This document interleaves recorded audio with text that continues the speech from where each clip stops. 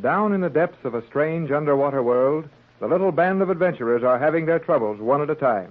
When Mrs. Gregory, Captain Bradford, Jerry, and Joan started down inside the island of Euclidia in one of the automatic elevators, they didn't even dream of the sort of thing they would find. Carried down to a level which they believed to be about 200 feet below sea level, 100 feet below the foundation of the island, they set out to walk along one of the familiar corridors of polished steel. One by one, they disappear. Captain Bradford first, then Jerry, Joan next, and finally Mrs. Gregory. They are still separated. The first one we find is Jerry Hall. Jerry is seated in a small metal chair.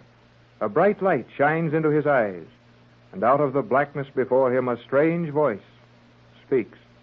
You will answer my questions, Hall? Maybe, if I can. You can, if you will. Well, what are your questions? Where is Captain Bradford? I don't know. Where is Cleostra? Who? Cleostra, the living symbol of the perfect calendar. Oh, you mean Joan Gregory. You will learn that on Euclidia we say precisely what we mean. Precisely? That sure sounds familiar. Well, why don't you come out in the light where I can see you? I will ask the questions here. Well, then ask some I can answer. Where is Cleostra? I don't know. Then where I don't know. I did not complete my interrogation. Well, you didn't need to. You were going to ask me where Mrs. Gregory is, and I don't know. And I don't know where any of the others are. Do you know where you are? Sure, I'm right here. You are very foolish, Hall. Well, I guess I am. Anybody's foolish that lets themselves get caught by a crazy bunch of guys like you've got on this island. You are not on the island. Well, under the island, then. You are not under the island. Well, maybe I am foolish. But we came down under the island, I'm sure of that. Did you come down a true vertical course? Oh, we come down a true... Oh, say, now look here. When you mean straight down, why don't you say straight down? We of Euclidia do not speak in the jargon of your commonly mutilated variations of the English language. Okay, I know a few big words myself. But I don't show off all the time by using them. Now, I don't know a thing you want to know.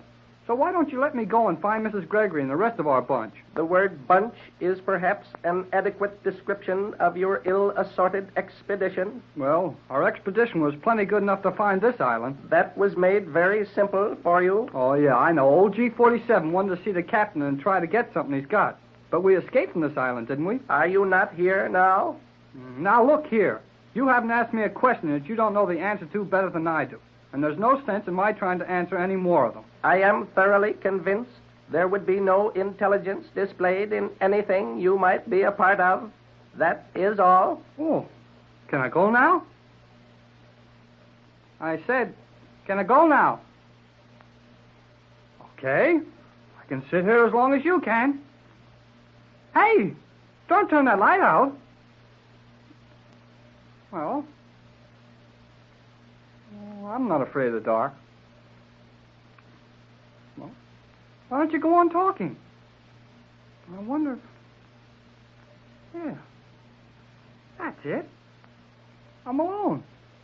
That guy's gone.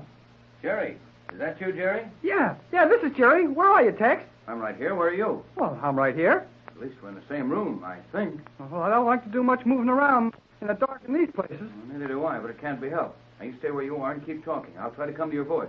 Tell me, what happened to Pat and Joan? Well, same thing has happened to us, I suppose. Well, you suddenly pulled into an open steel panel? I sure was. Just a minute or two after you disappeared. Well, I disappeared the same way. Hey, somebody grabbed my arm. Let go. Steady, Jerry. I've got hold of your arm. Oh, golly whiskers. You never know what's liable to happen to you in this place. What about Pat and Joan? Well, I don't know. They were together when I got lifted off my feet and jerked into a little room. Then you were brought in here for questioning. Yeah. That fellow Thales, it sounded like. But I couldn't be sure. He talked a lot like old G-47. Yeah, we've heard him talk in other ways, too. Well, I've been questioned just as you have. And I was honored by having G-47 himself work on me. Ooh, what did he have to say? Nothing. He wanted me to do all the talking, and I didn't say any more than he did. Well, that must have been a noisy meeting. Well, not very. However, there's no use in our trying to hide our purposes from these Euclideans, Jerry. And no use fooling ourselves. They know we've come here to try and do something about this island, because we're afraid of what they may do to the world if they're left alone. Well, what do you think they're going to do to us? Nothing, for the time being. I hope Joan and Mrs. Gregory are all right. No, if there were some lights in this place, we'd try to find them. Gee, lights. They came on just as you said lights. We're being watched, and overheard, of course. Well, I like the light. I don't care who's looking at it. This room seems to have been designed for just such a purpose as this. Nothing in it but these straight steel chairs. Well, where are we? Do you know exactly? No, except that we're somewhere under the floor of the ocean and not far from the surface location of the island. Is this where we're supposed to stay? No telling, kid. I'm just as much in the dark as you are. Jerry! Captain Bradford! Hello, Joan. I have been feeling my way along cold steel walls until I felt a panel open before me. And I am so glad to see you. Well, we're glad to see you, too, Joan. Where's your mother? I do not know. I was taken from her side as quickly and noiselessly as were you and Jerry. I have not seen her since. Sure a lot of mysterious junk around here. Did one of the Euclideans ask you questions, Joan? Yes, I was blinded by a strong light focused directly into my eyes, while my interrogator remained in total darkness. But I believe it was Thales. Uh-huh. The same guy who worked on me. And what was your experience, Captain Bradford? About the same as yours and Jerry's, except that I was questioned by G47. Such things as what were we doing here and why had we come and what would we attempt to do now that we were here. The interviews must have been practically identical then. Joan, dear. Hey, it's Mrs. Gregory. We're all safe, Mother. I'm so glad, Joan, dear, and Jerry and Tex. What happened to you? Same as happened to you, I expect. A dark room, questions, then silence, and you were alone. Yes, Tex. How did you know? Well, it's just happened to all of us. Oh, thank heavens we're together again. And I hope we can stay together. The lights, they're going out. Now what's coming? Now, take it easy till we find out.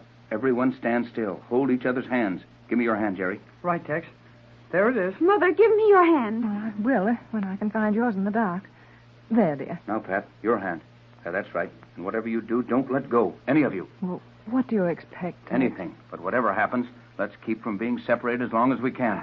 So, we are all together.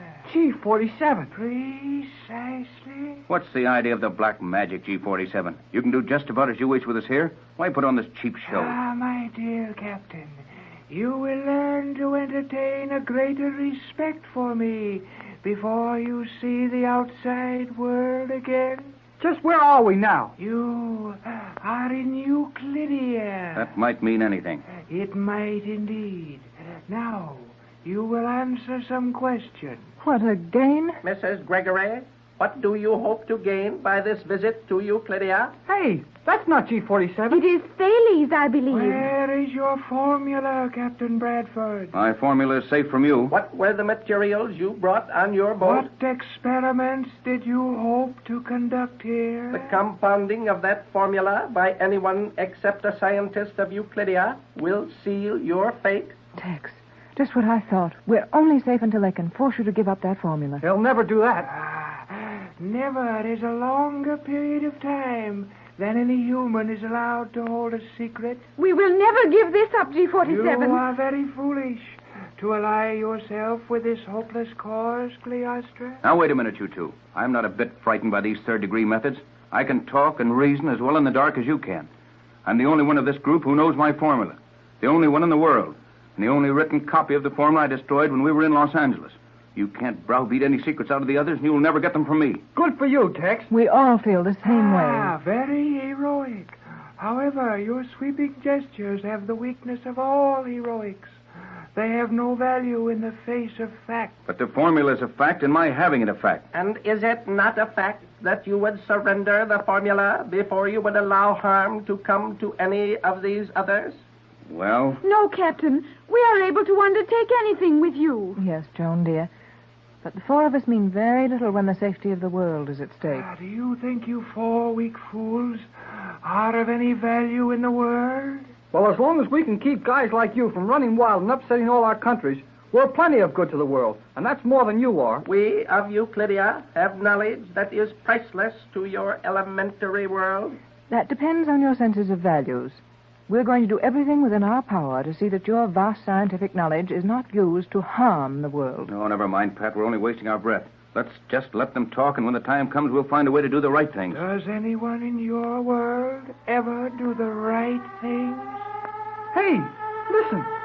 That's the signal to submerge the island. That means we will not see the daylight for some time. The island is being submerged completely and will remain so until we have that formula. Well, we can stand it down here if you can.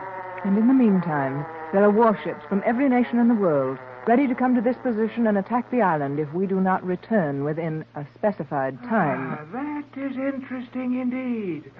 For those warships, we'll find only the crater of an extinct volcano. A volcano? Under the water? So that's where you got the foundation of the island. Precisely. The island was built in the crater of a volcano, and that made your excavations easy. Gives you plenty of space under the ocean floor. Several millions of cubic feet. Millions of cubic feet? In what? In Euclidia, where this room is located, where you are now more than 200 feet below the surface of the water, and this is the highest level of the city. City? I told you, Mother, I thought there was a city here. When will you let us see this place? You will be free to explore it at your pleasure tomorrow. It is not necessary to warn you that escape is hopeless. No, we can see that for ourselves. Anyway, we didn't come here this time to try and escape. You may go to your quarters when you so desire. And I suppose we've got to walk around here in the dark and fall over a lot of steel chairs trying to find a door. Hey! You're wrong, Jerry. There's plenty of light now. G47. And Thales. They are gone. Golly, gone without a sound. And they were both right here in front of us. Don't let that bother you. We're going to have a lot of things more serious than disappearing tricks to contend with. Yes, our position is serious now, Tex. We cannot escape as we did from the island. No, they're not kidding about that. We're 200 feet below the ocean. 200 feet. Under the water. It might as well be 200 miles.